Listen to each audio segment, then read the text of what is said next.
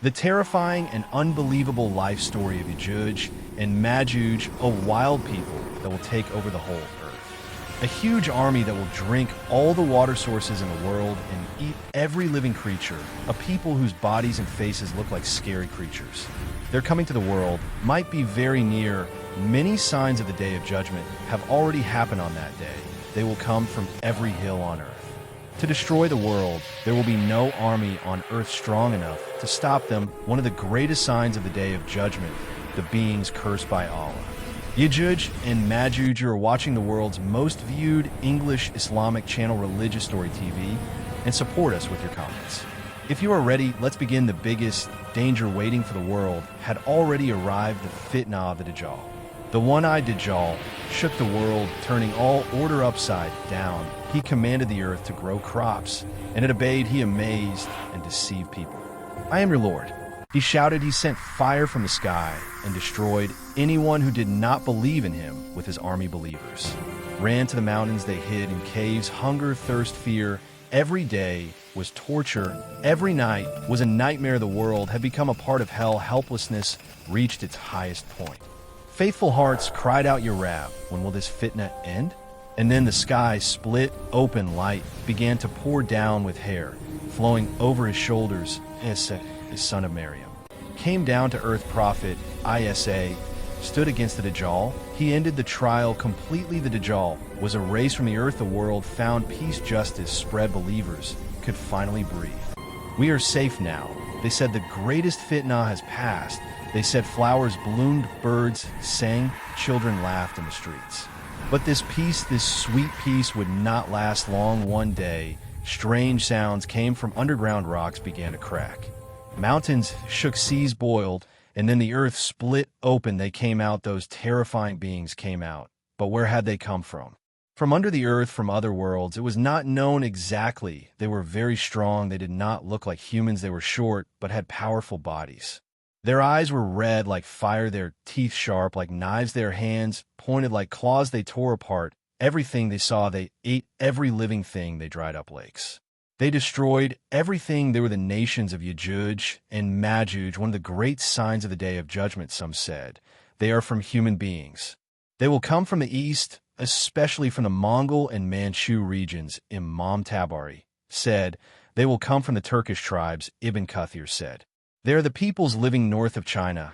Some said no, they are not humans. They come from other worlds. They are from the jinn and devils. Imam Suyuti said they come from the unseen world. So which one is true? And where are they now?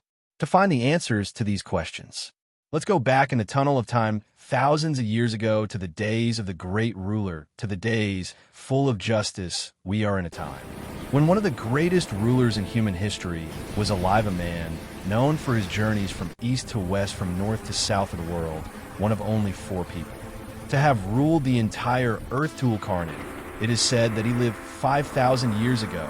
He was one of the rulers of Yemen. Kai was the cousin of Dhul-Qarnayn. Dhul-Qarnayn gave Kai to the duty of commander in his army and sent him to fight the disbelievers. There is no clear information on whether Dhul-Qarnayn was a prophet or a righteous servant of Allah.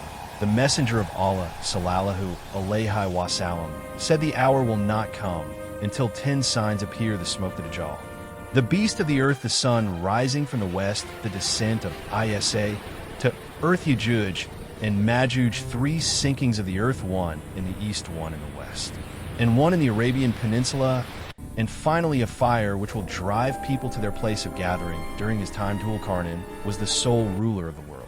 He believed in Ibrahim. Allah gave Dhul-Qarnayn power, knowledge, and strength, making him a unique ruler with unmatched authority.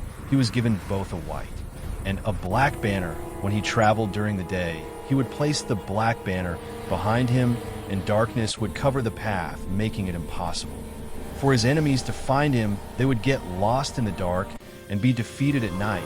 He would place the white banner in front of him, and it would become bright as day for him and his soldiers. With this, he achieved great victories against his enemies one day.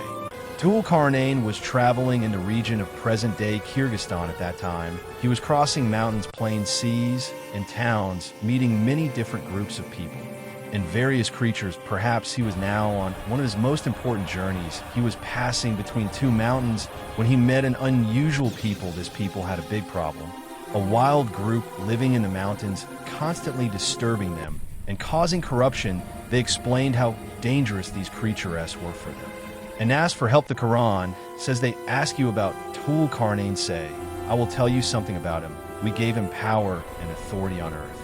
And we gave him the means to achieve everything he needed, so he followed away when he reached the place where the sun sets. He found it setting in a spring of dark mud, and he found a people there. We said, O Dhul-Qarnayn, you may punish them, or you may treat them with kindness. Dhul-Qarnayn said, whoever continues in disbelief, we will punish him. Then he will be returned to his Lord, and he will punish him even more severely. But whoever believes and does good deeds will have a great reward, and we will make things easy for them. After some time, Dhul-Qarnayn set out again. Eventually he reached the place where the sun rises there. He found a people for whom we had not made any shelter to protect themselves from the sun. Yes, Dhul-Qarnayn was truly given great means and power. We surely knew everything he had and everything he did in detail. Later, he set out once more on another journey. When he reached a place between two mountains, he found on the other side a people who almost never listened, never understood, and never accepted the truth. They had caused great harm to others. Finally, the people came to Dhul-Qarnayn for help. They said to him, O Dhul-Qarnayn, there are terrible tribes among us called Yajuj and Majuj. They spread corruption on the earth. They destroy everything. Dhul-Qarnayn saw them with his own eyes, those terrifying beings, human in shape, but not human like animals. But not animals. Their nature was unclear, but their destructive power was certain. The people said, build a barrier between us and them, since Yajuj and Majuj were corrupt, disbelieving, and spreading great evil on the earth, and would do so again in the future. Dhul-Qarnayn thought about what to do then. He was inspired by Allah. Bring me iron. He said, light a fire. He then continued, you do not have to pay me anything. The wealth you could give me is nothing compared to what my Lord has granted me. All I ask is that you help me with your strength, so I can build a strong barrier to stop them from crossing. Bring me as many pieces of iron as you can find. Stone upon stone was placed. Layer upon layer, it rose. Molten iron was poured into the gaps. The barrier rose so high, it seemed to touch the sky. All the people worked together. They brought Dhul-Qarnayn all the iron they could find. He filled the space between the two mountains until it was level with their peaks. Then he asked for molten copper. Bring it, so we can pour it over the iron barrier. He said at last the barrier was complete. It was a wall that no power could cross or break. Without the permission of Allah, Yajuj and Majuj were trapped in another realm in the unseen world. This is a mercy from my Lord, Dhul-Qarnayn said. But when his promise comes, it will be destroyed.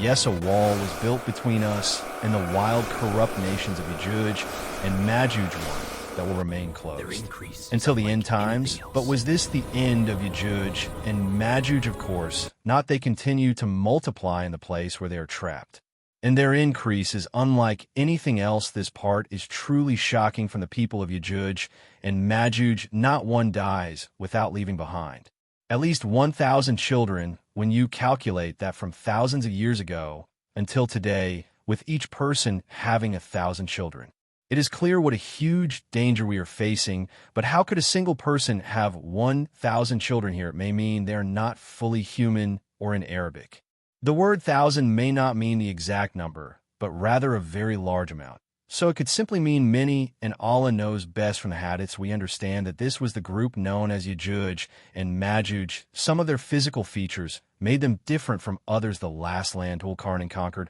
was the home of Yajuj and Majuj, an isolated far eastern tribe far from civilized life, living primitively, unclothed, without homes or buildings. The nations of Yajuj and Majuj appeared after the Great Flood, during the time when life for humans and animals on earth was beginning again. It is also said that they are from the descendants of Japheth, the son of Prophet Nuh. Because of this and some of their other traits, some say they could have been the early Chinese people, but their lifestyle and strength also lead others to claim they were not human at all. This terrifying group is said to be divided into three types. One group is tall, another is of medium height, And the third, this is interesting, has ears so large they can use them as pillows, according to the hadith, and the fact that they will destroy people when they appear before the day of judgment. We understand that they are extremely wild beings. Abu Hurairah Radi Allahu, on who narrated that. The Messenger of Allah sallallahu alayhi wasallam said Yajuj and Majuj dig at the barrier every day when they are about to see the sunlight through the opening. The one in charge says, "Go back, we will dig again tomorrow." Then Allah makes the barrier strong again. Just as before, when the time comes that Allah wills to release them upon the people, they will dig as usual. And when they see the sunlight through the opening, the leader will say, "Go back, we will dig again tomorrow, inshallah."